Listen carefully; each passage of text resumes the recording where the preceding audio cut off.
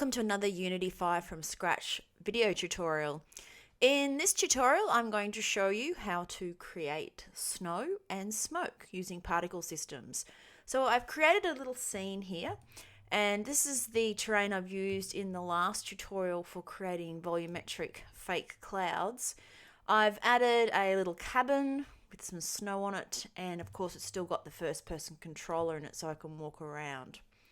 Right, so the first step is to bring in the particle systems that come with Unity. So if we go to Assets, Import Package, and down to Particle Systems, that'll bring in a whole bunch of pre-made particle systems to play around with. So let's just select everything just to make it easier to bring that in.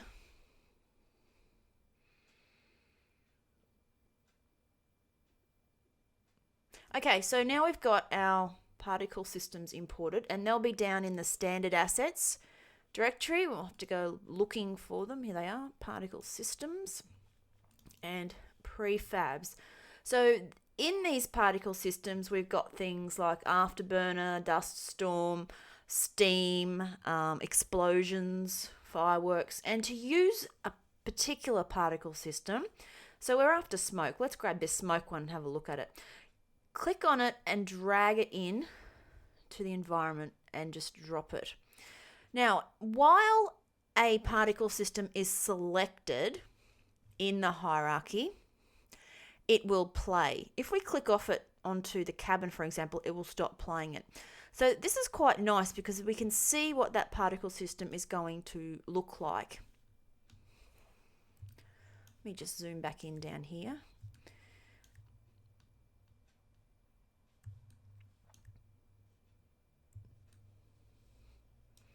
Okay, so in this case, it's looking a lot nicer in the scene than it does in the game. You can actually see all of the billboards that make up this particle system in it. And let's just have a play and see if that goes away for us. Okay, so if we wander over, we'll find that we have our particle systems.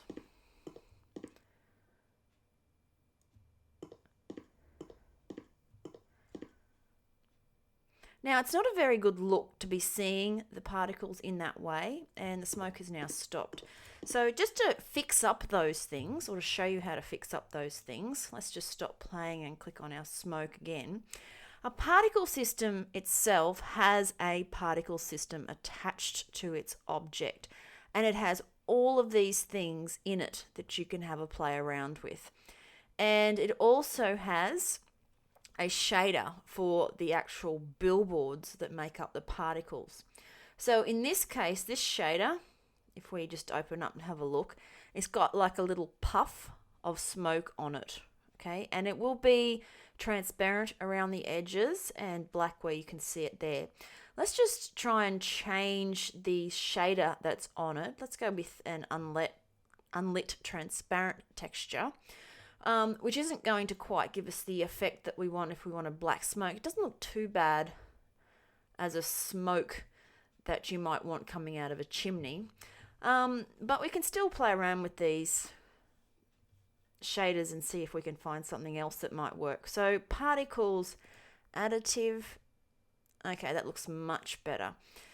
So don't be afraid to play with these if you get something that you haven't got that you want it to look a little bit better.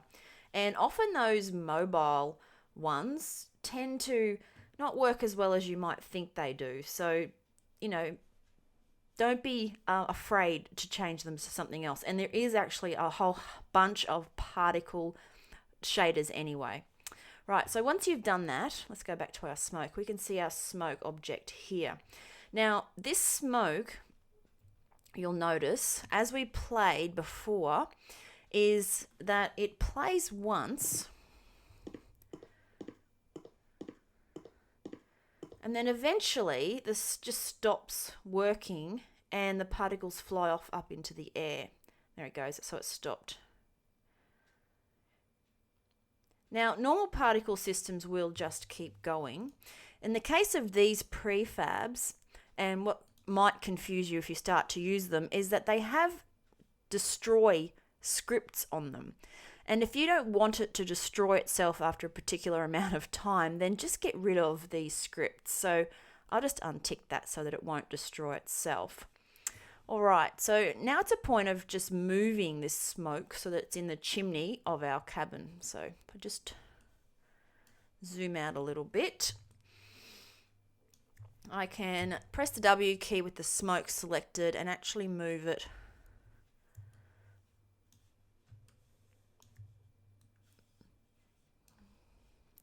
into my chimney. If I just get it in there.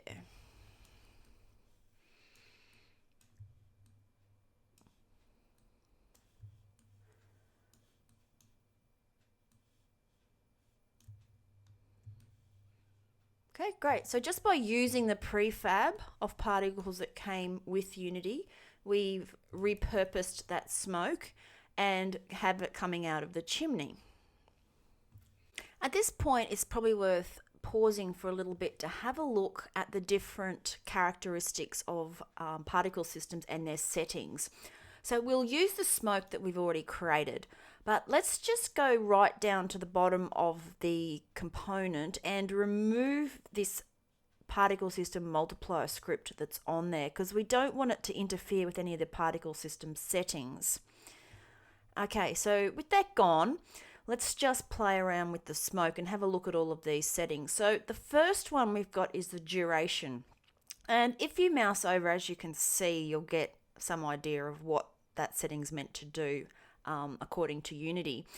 The duration, in short, is how long that particle system is going to run for. Now, we've got it on looping, so it's running for 5 seconds, but it's looping over and over again. Now, if you untick that looping and then you press play, you're going to get 5 seconds of smoke particles. If you just watch that for 5 seconds, and then it'll reach the end of 5 seconds and it will stop emitting particles. Now, a particle emitter is like a water hose, where the end of the hose is the emitter and all the water particles coming out are the particles.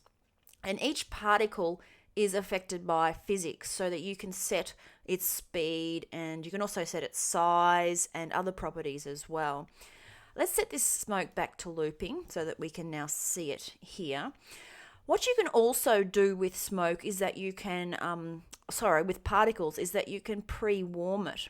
If you pre-warm a particle system, it will go and do one loop before it actually starts playing in the environment, which means that you're pre-filling your particle system. Before, we had to wait for this smoke to start. It was like the fire had just been lit and we're watching the smoke emerge. If you pre-warm, then you will instantly have particles in your system. It's so the smoke has been going for a long time. And if you watched the previous tutorial where we looked at creating the clouds, that's what happens in that clouds toy object, is that particle system used in there is pre-warmed, so it's already populated with particles. All right, so let's just tick that off. You then have a delay start. So if you're not pre-warming, you can delay how many seconds until the particle system will start in the environment if you need that to happen. Then we have a lifetime. What happens with a particle system is it has a maximum number of particles, which is set right down here. For this particular particle system, it's set to 500. So there'll be 500 quads with a smoke texture on them in this plume of smoke that's coming out of here. And you could reduce that right down to, say, let's put it down to 5, and you'll immediately see an effect on it. Now, you might just be able to see it here, is that the particle system is emitting 5 particles, and they're traveling up. Eventually they get destroyed and they get recycled back into the particle system. So it uses the same particles over and over again, but it can't keep emitting them if it's run out of particles. Now, the length of time that these particles actually exist is called their lifetime.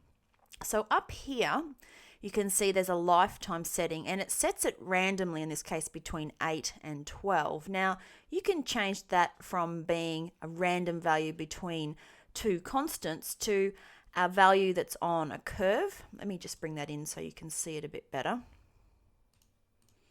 So you can see here that the lifetime can be set as a constant or on a curve or random between two constants, which again's come off the side of the video, but you can't see it, sorry about that. And then the one underneath it is random between two curves. We've currently got it on random between two constants, so you'll get a lifetime that's somewhere between 8 and 12.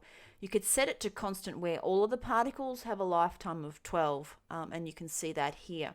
Now, as you modify that lifetime, you might find that all of the particles get released within that lifetime and they're still alive and in the air, which will create gaps in your particle system. So if we increase this up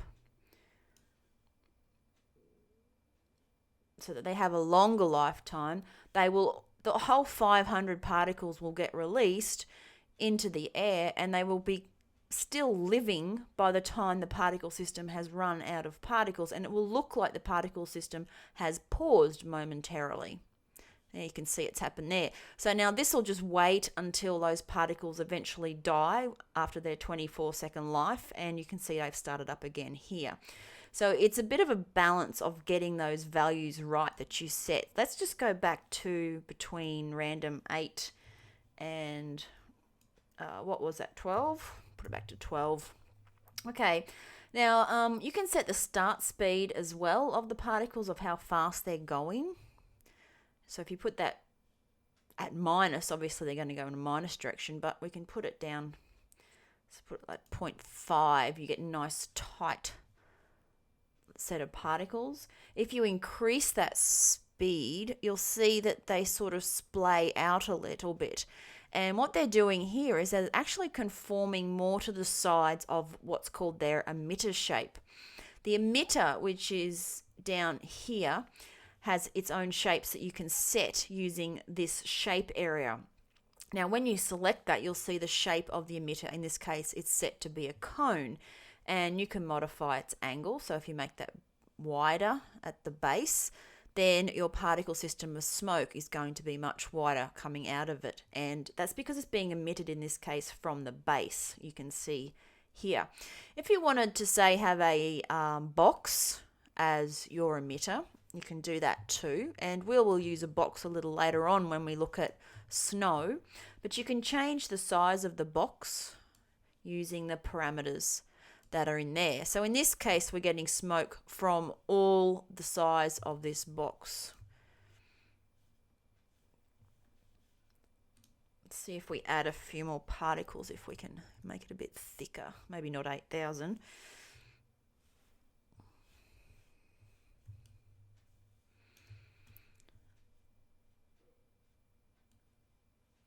And slow down their speed, you'll see that they're fitting in there.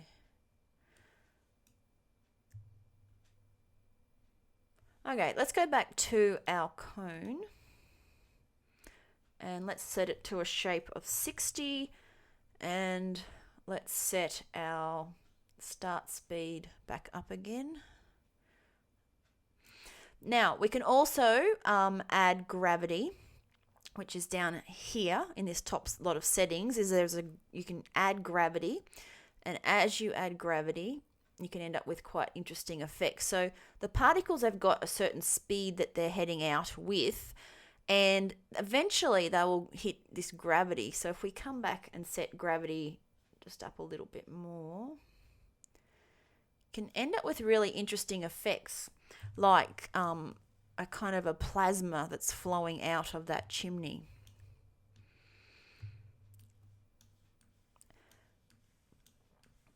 And it tends to cascade over the side of the emitter.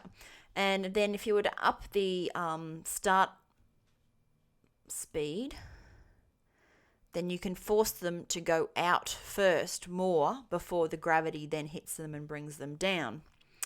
Right, so let's bring that gravity back down again so that we'll go up, and we'll slow down our speed again.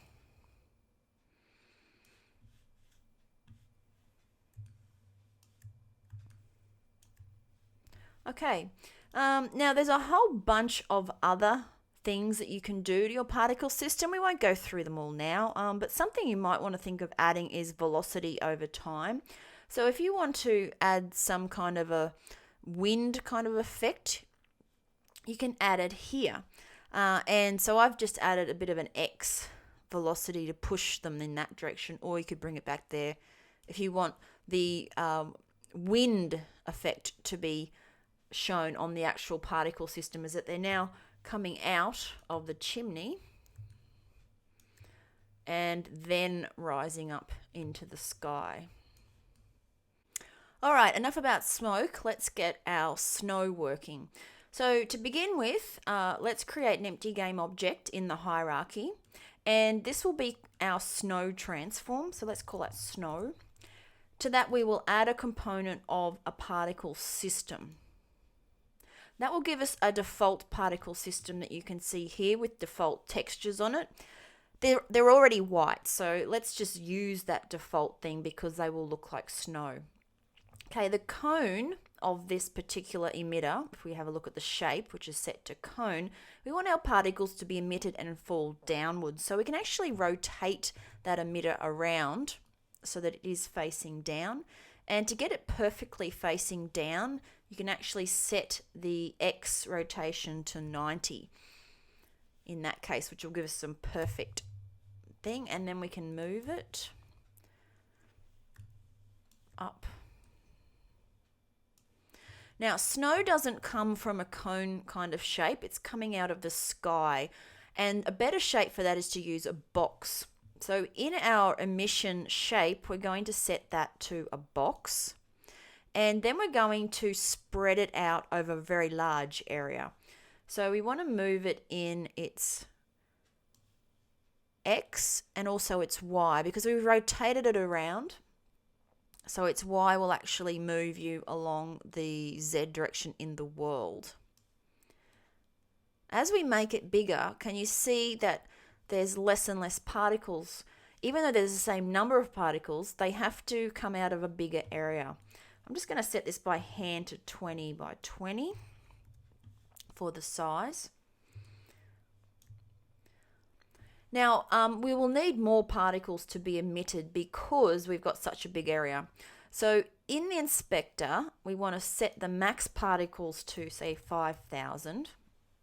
But what you'll notice is that we don't actually get any more particles coming out. Now, that's because of the emission rate, which is under this part here. If you select that, you'll see that there's a rate which gives you how many particles are being emitted per second per distance unit, which is 10. You actually want to ramp that up. If we ramp that up to, say, put it up to 1,000, we've now got a fair bit of snow going on.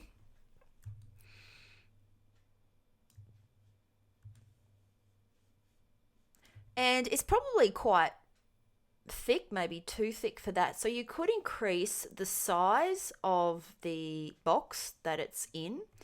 Let's just make it 50 by 50, which is a little bit better. Or you could just decrease the number of particles that you're getting. Okay, now these particles are moving quite quickly. Now that's because their start speed is 5. Let's put that down to 1.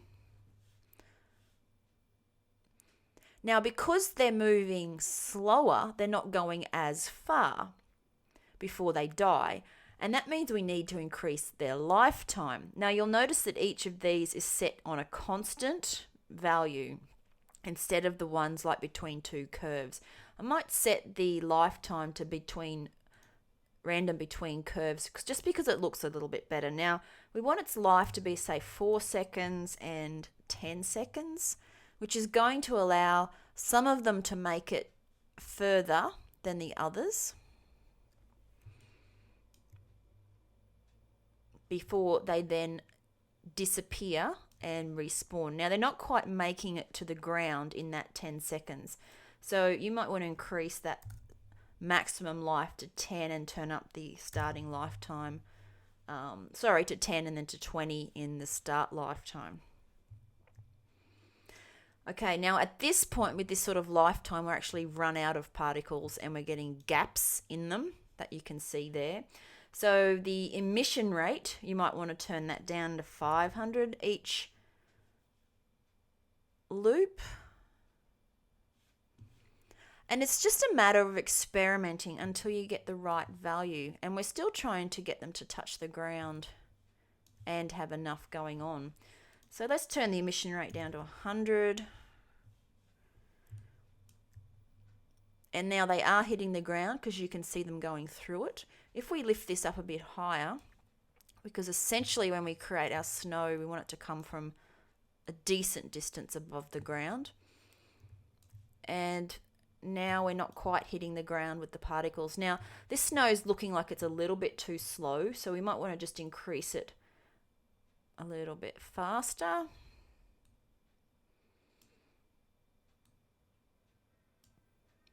And if you find the snow particles themselves too big, you can change their size, which is currently 1, but we could put it at 0.1 if you want really fine snow, 0.3 for a bit thicker. So now they're starting to look a little bit better. And the particles are also hitting the ground and going through at that height. If you have a look back in the game view, you're getting some nice snow happening here. Now remember, if you want to increase the emission rate, you can do that in the emission setting, so you could have 200 particles of snow coming out each loop, which gives you a bit denser snow. If you want to randomize the size of the particles, which is currently at a constant size of 0.3, we can go down and choose the random between two constants for our size and put them at 0.3 and say 0.5, just to give a bit of variation in that.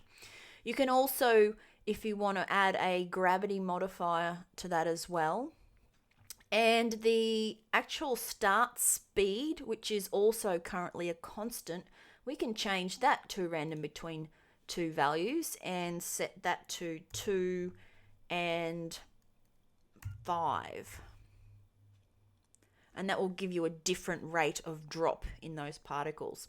Now, if you want to add some wind to this as well, you can modify your velocity over lifetime value and add in a little bit of an X direction.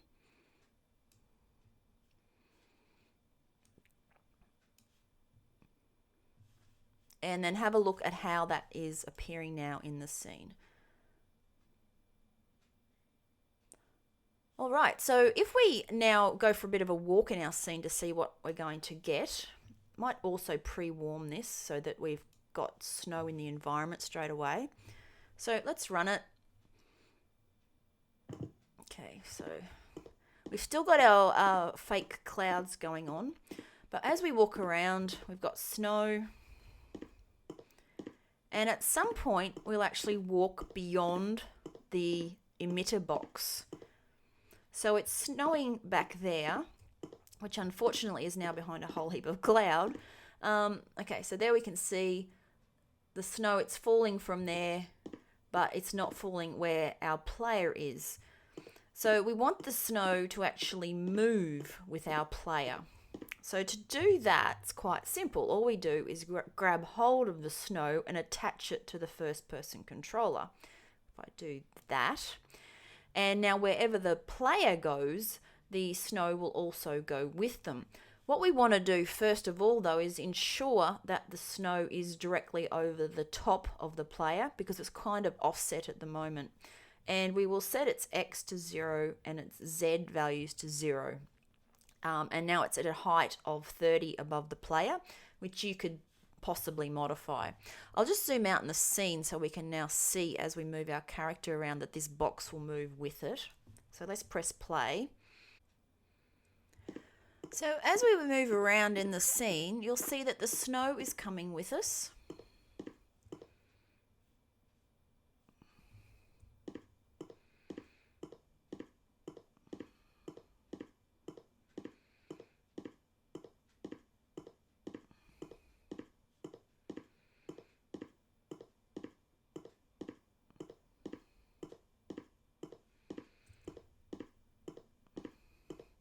And we never really run out of snow because the snow is moving with the player in local space. If I move like this, you can actually see those particles moving from side to side with us.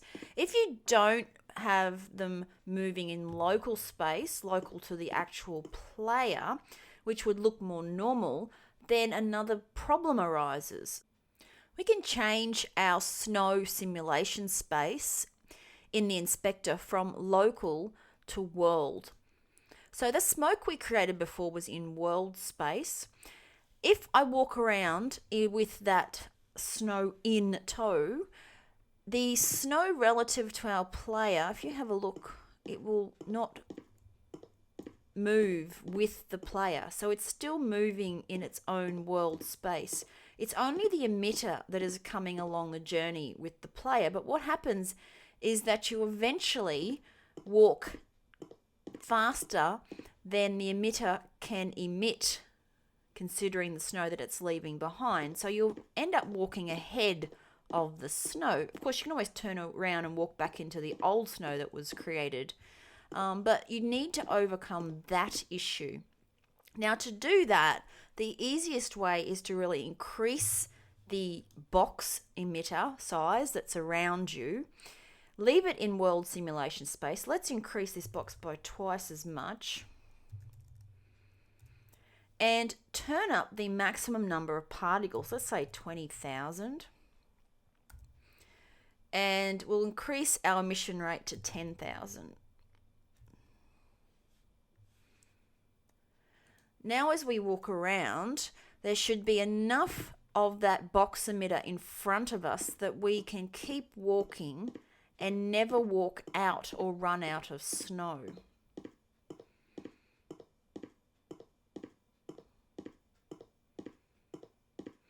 Now we're almost able to walk out of snow, because as we walk forward you'll see that there's still snow coming down, but there's not a lot near the ground, which is what you really want to be happening.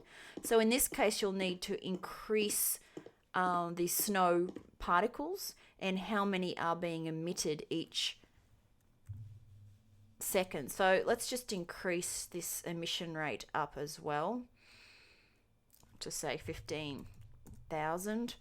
And you could probably even decrease the lifetime in case we don't have enough particles that are available to be respawned if they're definitely going through the ground. So at this point, if we just turn around and look underneath the map, you can see how much wastage of particles there are underneath here. They're still living for a very, very long time, and longer than we need them to.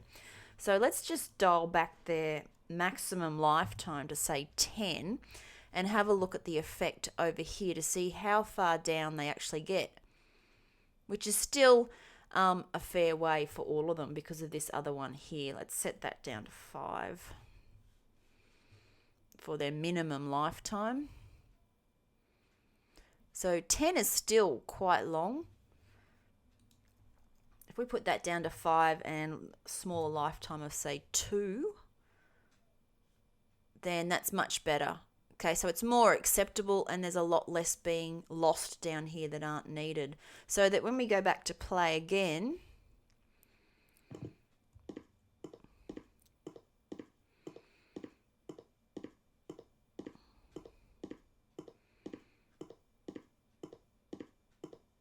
there'll be more particles available to the system for it to be emitting.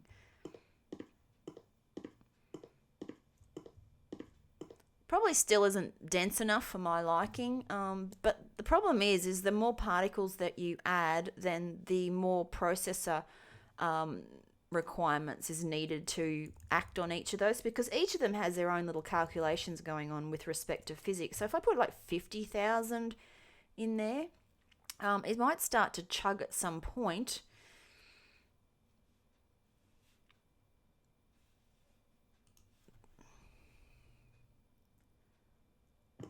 But let's just see how we go. So it's a lot thicker.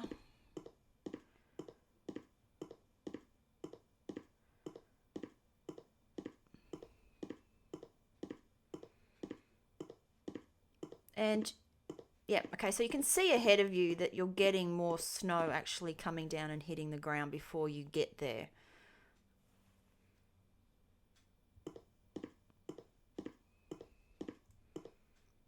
All right, so that's how to create snow.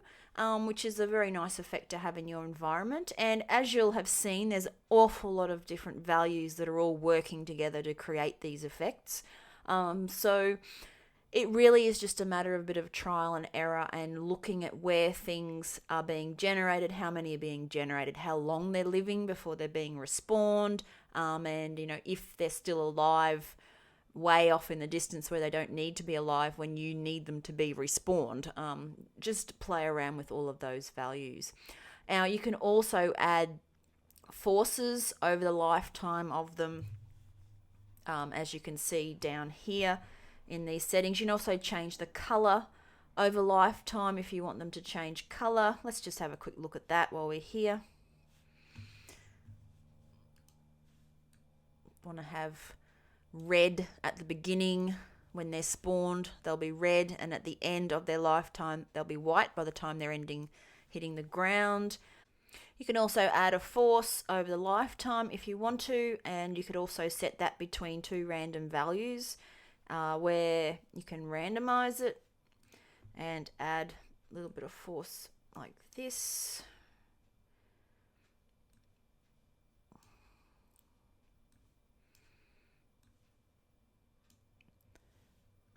Which will just create a little bit more realism in the effects as far as having a weather, a bit of wind and a bit of variety and randomness going on with the snow as it's falling.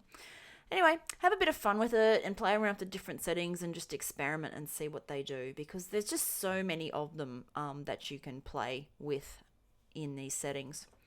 Right, so that's the end of the particle tutorial for smoke and snow, and I hope you enjoyed that and learnt about a few other effects. Of course, you can also create rain the exactly same way. You'd have a very small particle that you're pushing out, and it would probably come down a lot faster and more in the same direction, less sort of fluffy and floaty like this. Alright, so that's the end of this tutorial, and I hope you enjoyed it and put it to good use in your own projects.